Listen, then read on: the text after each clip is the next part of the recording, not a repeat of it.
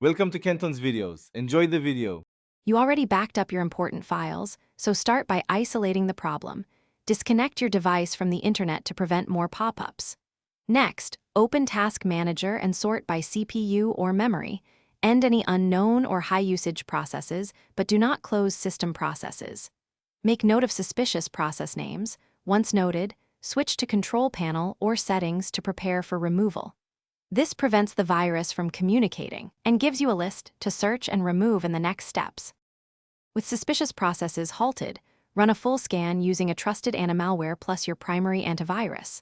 The scans target executables and registry keys. Then, go to Programs and Features to uninstall recent or unknown apps and clean browser extensions and reset homepage settings. This removes injected ad modules.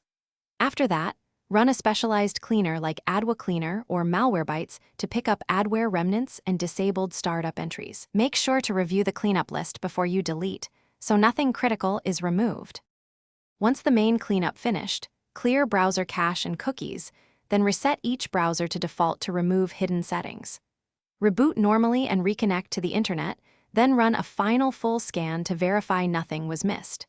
If pop-ups persist, restart into safe mode with networking, repeat the anti-malware scans and removal steps, and consider restoring the system to a known good restore point.